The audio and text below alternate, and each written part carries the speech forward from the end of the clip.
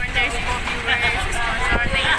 Sana po supportan mo ninyo si Kuya Potpot Vlogs. Yun, maraming salamat. Thank you.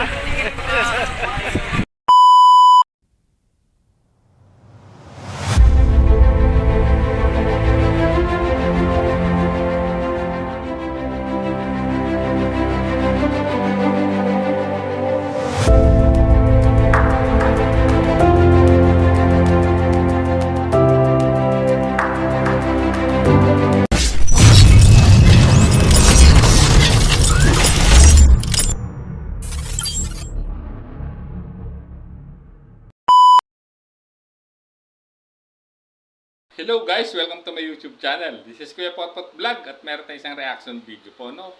Ito po yung dahilan pala kung bakit gusto na mapaasawa itong si Kalinga Edu ayon kay Kuya Bal. So guys, bago tayo magsimula, ay magshoutout po muna tayo. May kalap shoutout po sa ama ng Kalingap na si Kuya Bal Santos Matubang, Ate Edna Vlogs, Kalingap Rabs, ang po ng kanyang mga kasamahan. At syempre may kalap shoutout po sa lahat po ng sumusuporta sa buong team Kalingap. Isang mapagpalang umaga po, tanghali o gabi mga Kalingap, saan man kayong sulok ng mundo naroroon. Naway lagi po kayong gabayan ng ating poong may kapal. At yan guys, no? At meron akong ipapakita sa inyong video clips mula po sa live kahapon ng umaga ni Kuya Bal, kung saan ito yung nakikitang dahilan, no, ni Kuya Bal kung bakit parang gusto ng mapaasawa ni Kalingap Edu. Guys, so panoorin ulit natin. Sabihin ko po na si Papa Eds ay napapaasawa na po mga kaibigan. Matar dito na si Papa Eds napapaasawa na po mga kaibigan. Sabi ng mama ni Papa Edu. Nakita ko sa may highway, dyan sa may malapit sa terminal, tabing tulay, tapos yung may crossing dyan. Nagtawid yung mama niya ay na di binabaan ko. Sabi ko, "Oy, Ate Helen, ano sa lakad mo? Diyan lang sa una-unahan, meron ako pupuntahan. Kamusta si Papa Edu? Nandiyan ba sa inyo? May lakad daw at may pupuntahan daw sila. O, kamusta naman? Ang anak mo wala bang jowa yun?" Sabi sa akin, wala yung jowa.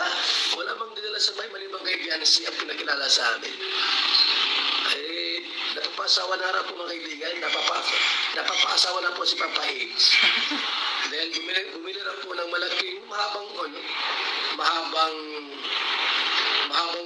unan. Na size po ng tao yung binili niyang unan po. Minsan na po, nasilip sa kwarto si mama niya. Abay, kahalikan yung unan, saka ikapiyak yung unan po. Baka nasa isip ni Papa Eds si Biancy.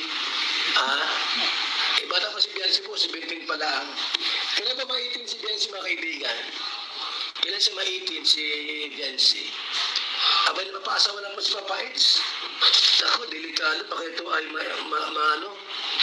Kaya bawal po yung yung maimbitahan si Papa Eds sa mga sponsor. Baka pikutin Nakakatakot po pagka, alam mo na, di ba, mag-frame up yan. O tapos yung sponsor, 40 na edad, itigang na, kay balo, kaya ay hindi nakatikim ng luto ng alam mo na yun, di ba? Kung mapikot, mag-frame up, o Papa Eds, dito ka sa kwarto matulog. O tapos pag tulog na si Papa Eds, napasukin, makakatanggi ka noon. Napapaasawa nila sa Papa Eds. Napapaasawa na kaya. Paano kung maganda yung sponsor? Kahit 40 na, maganda, maputi, makinis ang mukha. Siyempre, mayaman, may pera, nakakabili po ng mga papaganda. Paano si Biancy niya pag gayon? Kaya po, iniwasan ko po mga kaibigan na ma-invite si Papa Eds na mga sponsor kasi baka ma-frame up. Kaya napapaasawa na si Papa Eds mga kaibigan Bumili nga po ng malaking unan, mahaba. Tapos minsan nasilip po ng mama niya, nasilip daw po hinalik-halikan yung unan. Tapos kayakan. Sabi ko, baka si Biancy na sa isip niya. Paano po kung mga kaibigan may sponsor po na may crush kay Papa Eds? Diba? Halimbawa kay 40 na edad o 35 na edad, may crush si Papa Eds. Paano kung pikutin siya? Gawa ng kwento. O natulong doon sa kwarto, condominium, sila lang dalawa, papicturan, ma-frame up, wala na. Paano si Mama Biansi natin yan? Ano mangyari kay Mama Biansi? Di wala na. Eh kung mabuntisan yun ni Papa Eds, yung mag-invite, yung sponsor niya, eh may sponsor na pangit ang mukha. Hindi na siyang sponsor, guwapa. Eh paano yung matipuan niya pangit? Na-frame up siya. Oh, di ba? Tapos, pinainom nilasing. O siyempre po, di ka matanggi yan. Tsaka sponsor yan. O, di, uwian na yung mga kasama doon sa bahay. Ang maiwan, si Papay tsaka yung sponsor. Babae. O, di, wala na. Rimati na si Papay. Mapipikot yan. E, huwag niyo pong i-invite sa Papay. Nagayaan na. O, Papay, punta ka rito sa bahay. Manila o kasama dyan. Huwag po. Bawal po. Kasi napapasawa na po yan. Mamaya ay sunggaban yung dapat sunggaban. Wala nang idsin yan. Wala nang idsin yan. Iiyak si Biansi na pagayan. Oh, kung ayaw ni Papa Eds na dun sa babae, eh kung pinatikman po, inubaran, paano yan? Lasing. Paano yan? Wala na. Eh, ano po yun ang sabi sa akin ng mama ni Papa Eds po nung nagpintuhan kami dyan sa may Mardika Highway. Bumili na po ng mahabang unan si Papa Eds at yun ang kayakap niya gabi-gabi pag matulog. Nakapaasawa na.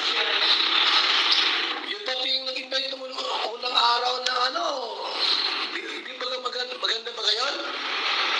Di maganda. Mataba.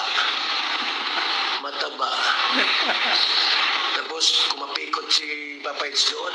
Paano na ang buhay ni Biansi niya? Rimati na. Oh. Kaya huwag kayo pumayag po na mayroong mag-invite kay Papa Edo na puntahan ang sponsor. Baka ma-frame up po, no? Magawa ng kwento. Tapos mapicturan, yari na. O di, paano si Biansi niyan? Wala na pong pag-asa. Oy, good morning muna. So, ayan guys, no? Narinig nyo ang paliwanag ni Kuya Bal. Grabe. Grabe itong sinawalat, no, ni Kuya Bal, no? Napapaasawa na daw po si Papa Edu, no? At naitanong niya, no, sa kanyang hipag na si Mama Ellen. At grabe naman si Papa Edu. Bumili pa pala ng unan, no? Life size na unan. Meron pala ay yung kayakap niya, no? Sa pagtulog at hita pa, no? Ayon kay Kuya Bal, no? Ayon sa kwento ni Kuya Bal, nakita ng mama ni Papa Eds itong si Papa Edu na inahalikan yung unan, no? Na imagine na parang si Biansi yung unang. Grabe. At dito guys, ito pala yung dahilan kung bakit gustong ipakasal na, no? Maasawa na, no? Mapaasawa na itong si Papa Edu, no? Ay baka mapikot nga naman, sabi ni Kuya Bal doon sa sponsor na sinasabi ni Kuya Bal na minute up nitong ni Papa Edu. Grabe talaga. Grabe advance pang isang kalingap. Ang isang ama ng kalingap na si Kuya Bal. Grabe. Pero guys, ito ay nakaka-good vibes lang. At guys, wag niyang masyadong seseryosohin kasi ito ay ano lang naman, kanyang pampa-good vibes, no, ni Kuya Bal dito sa kanyang nakaraang live kahapon guys. At talagang grabe, ano, hagak-haka ng mga tao. At pero nga, no, naisip ko, no, what if nga kung talagang gusto na mag-asawa nitong ni Papa Edu, gapo, hindi siya dihado pag si Baby Biansi talaga ang kanyang makakatuluyan. At tulad ng sinabi nga ni Kuya Bal, no, sa kanyang live kahapon, siya na ang bahala, no, nagagawa ng paraan, no, na kakausapin niya itong si mama ni Biansi na si Mama Hansel, no, na ipapakasal na niya yung ang kanyang ang pamangkin na si Papa Edu, no, dito sa anak ni Hansel na si Biansi. At hindi pwedeng tumanggi ika nga itong si Hansel, no, sa magiging offer ni Kuya Bal. Grabe. At kung narinig niyo naman ang offer na yun guys, no, at grabe na halakhakan talaga yung mga manonood talaga kahapon ni Kuya Bal. Grabe, itong mukhang talagang mamamanhi ka na ata ang datingan, no, ng sinasabi ni Kuya Bal, no, sa kanyang live kahapon, no, talagang pupuntahan niya. O bibisita sila kay Beyonce, no? Talagang ayan na, mukhang masinsinang pag-uusap itong gagawin ni Kuya Bal dito sa mga magulang po ni Beyonce para ipakasal na sa kay Papa Eds, itong si Baby Beyonce, guys. So ayan. At narinig natin, ito pala ang dahilan, no, kung bakit pupuntahan din ni Kuya Bal, yung mga magulang ni Beyonce, no, sa masalong-salong dahil nga baka nga maunahan pa ng iba itong si Beyonce, no, kay Papa Eds, no, at baka mapikot ika nga. So ayan, no, si Kuya Bal na gumagawa ng paraan para mapaasawa na itong pamangkin niyang si Papa Edu, guys. So ayan, hanggang dito na lang ating reaction video, guys. So maraming salamat po. At kung gusto niyo pong mapanood ang full video na to o yung live na to, ay pwede niyo pong uling bisitahin ang official YouTube channel po ni Kuya Bal Santos Matubang, no, sa Bal Santos Matubang. At siyempre, don't skip ads para makatulong po kayo sa adikain at programa po ng Ama ng Kalingap na si Kuya Bal Santos Matubang, guys. So maraming salamat. Hanggang sa muli po nating reaksyon. There's a vlogger named Kuya Papa, spreading good vibes, giving all he's got. With the camera in his hand, he hits the road, capture moments, sharing stories untold. Kuya Papa, he's the one with